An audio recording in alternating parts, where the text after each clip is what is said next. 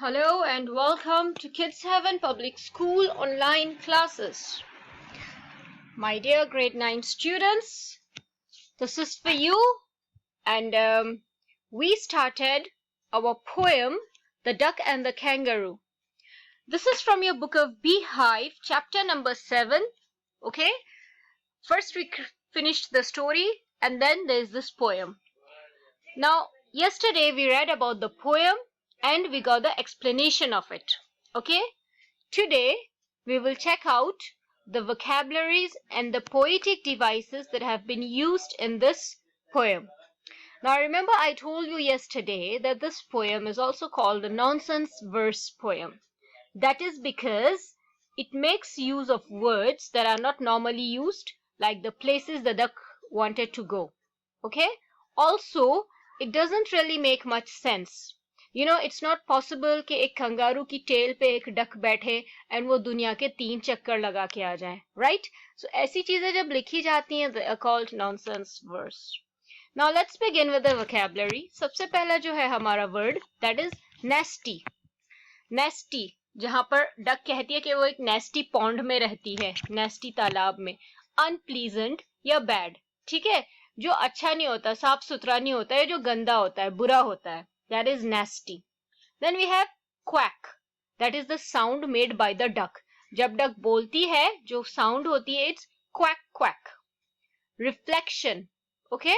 So, kangaroo क्या कहता है कि उसकी जो request है कि वो duck जो है उसकी कमर पे बैठ के घूमना चाहती है. So, कंगारू कहता है कि there is a reflection I have. मतलब कि एक thought, pondering. वो सोचता है, उसके दिमाग में एक सोच आती है कि अगर वो उसकी कमर पे बैठती है तो उसके पैर भी गीले होते हैं, ठीक है? जो उसके पाँव होते हैं वो गीले होते हैं, उसकी बॉडी ठंडी होती है. Then rheumatiz refers to the disease of rheumatism. So remember, kangaroo कहता है कि मुझे rheumatiz हो जाएगा, मतलब कि rheumatism, which means body pain. Okay? Cloak means shrug. कोई बहुत बड़ी सी जैकेट या कोट जैसा जो पहना जाता है. सो डक कहती है कि वो एक श्रग ले आई है एंड उसे जब पहन लेगी तो उसकी बॉडी वार्म रहेगी, गर्म रहेगी, फिर कैंगारू को ठंड नहीं लगेगी. Okay, this is some of the vocabulary. Still if there is any other word you don't understand, please do ask me. ठीक है?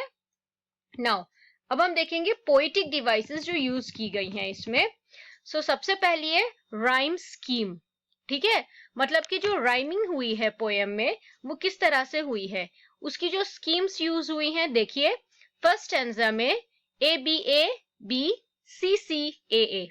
इसका मतलब ये होता है कि देखें जहां जहां ए है, first, third, fourth, fifth, six, seven, 8 and 9th versus rhyme की गई हैं. फिर सेकेंड एंड थर्ड राइम की गई हैं. ठीक है? And then fourth and fifth rhyming है.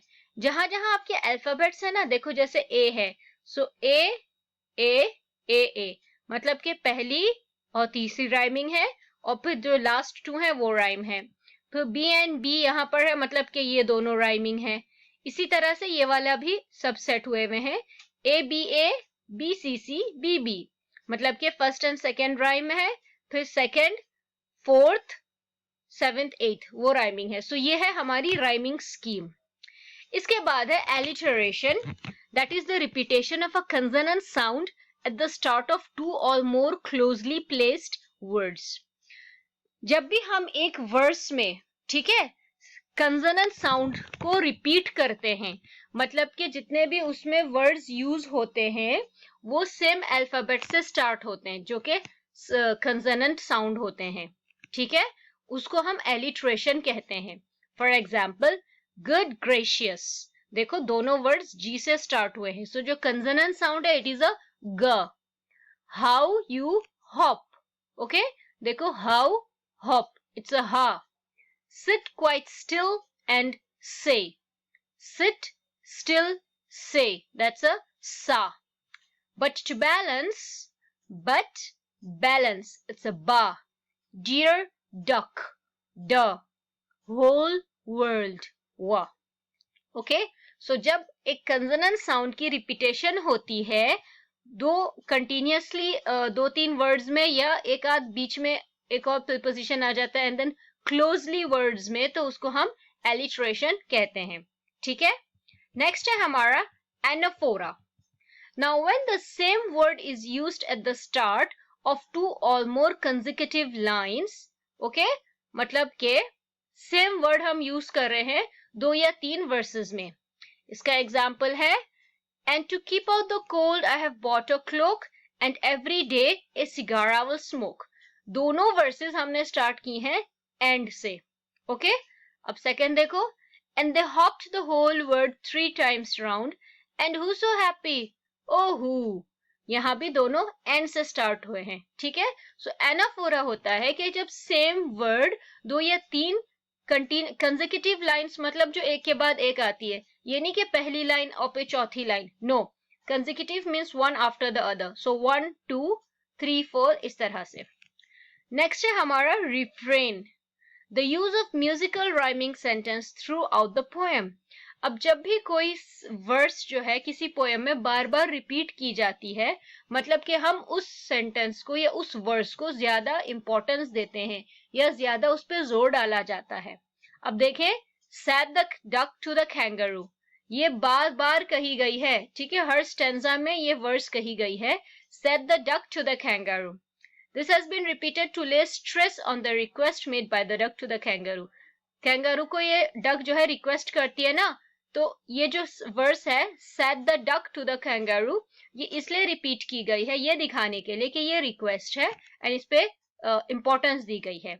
Okay, next we have enjambment, when the same sentence continues in 2 or more lines. अब देखें, जो वर्सेस हैं वन बाय वन लिखी जाती हैं, लेकिन अगर कोई वर्स है जो स्टार्ट होती है और वो फर्स्ट लाइन में खत्म नहीं होती बल्कि अगली लाइन में पहुंच जाती है, ठीक है, कंटिन्यू करके, और जो पहली लाइन होती है उसमें कोई फुल स्टॉप या कॉमा या सेमीकोलन या एपोस्ट्रोफी या कॉलन नहीं लगता. ओके, अब देखो, and I bought 4 pairs of worsted socks. देखो यहाँ कुछ नहीं है ना, no comma, no full stop, no colon, लेकिन अगली लाइन स्टार्ट हो गई है, which fit my web feet neatly. यहां पर आके फुल स्टॉप भी है एंड कोटेशन मार्क्स भी हैं. Okay, all to follow my own dear true love of a kangaroo. ठीक है, ये देखो पहली वाली वर्स है, यहाँ कुछ कोई कॉमा फुल स्टॉप कुछ नहीं है, ठीक है. सो इस तरह से हम ये देखते हैं कि this is enjambment, that is the same sentence continues in 2 or more lines. Okay, so these are the poetic devices that have been used. My dear students, ये आपको अपनी Beehive की कॉपी में नोट डाउन करने हैं. आप लोग अक्सर कंफ्यूज होते हैं कि लिखना है नहीं लिखना. यस, आपको ये सब कुछ लिखना है अपनी कॉपी में.